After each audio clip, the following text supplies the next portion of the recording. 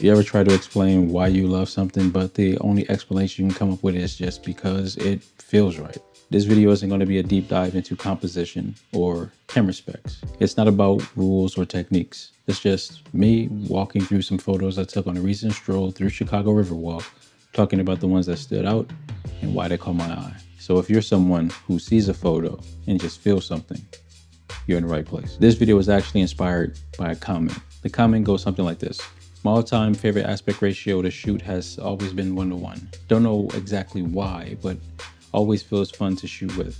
Also would love to hear you point out a couple of pics that stood out to you from this excursion. Why the frame stood out to you while strolling, or what exactly did you find pleasing about this one? Doesn't have to be in-depth or intricate explanation, but just simple highlights. So that's what I'm doing. Walking you through a few images that I vibed with and share with you why they made the cut. Also, if you haven't checked out the Riverwalk video yet, I'll link it down in the description and in the cards above. Check that out first if you want more context. Let's start here.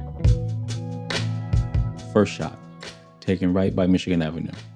Michigan Avenue is behind me, Wacker is to the left, and the Trump building is on the right. The Trump building isn't in the shot, but it's just to give you context of where I am if you've been to Chicago.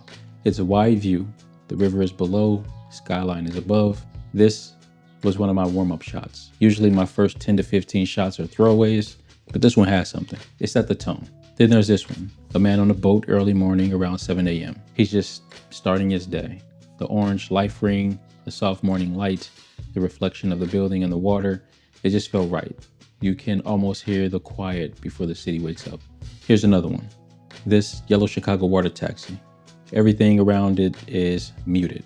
Cement, glass, stone, and then this pop of yellow. That's what I love about the hi-hats recipe. It lets those moments of color punch through like a cymbal in a song.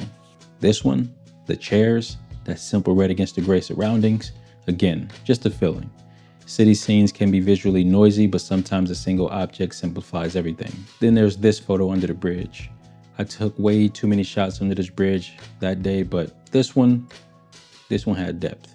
Light, shadow, steel, all layered. You'll notice a theme, lots of gray and neutral tones. And in the middle of all of that, someone with a red jacket, a yellow life ring, a train blurring across the frame.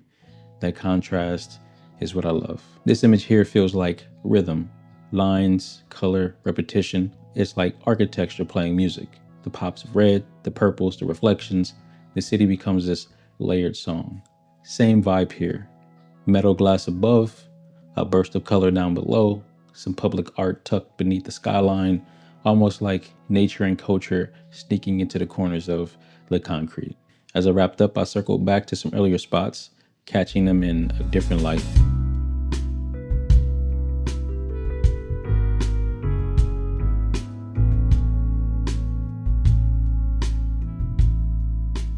There's this image with the yellow stripe leading right into the center frame. That's another thing I like when the city unintentionally composes itself.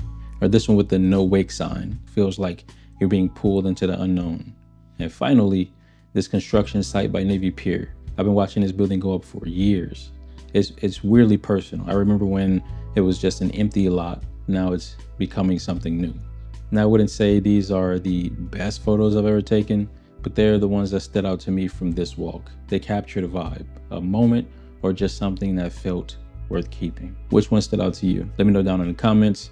I'm curious what other people connect with, especially when it comes to art and photography. Oh, and if you want to see the full unedited gallery, you can find that over on Buy Me a Coffee. The hi-hats recipe I used for this shoot is up there too, in case you want to try it out on your own photos. It's linked down in the description. I'll be releasing another video soon where I'll go in and edit the gallery, how I use my custom presets to bring out more feelings in the image. So if you're into that, stay tuned. Thanks for walking through these photos with me while staying awesome. Stay awesome.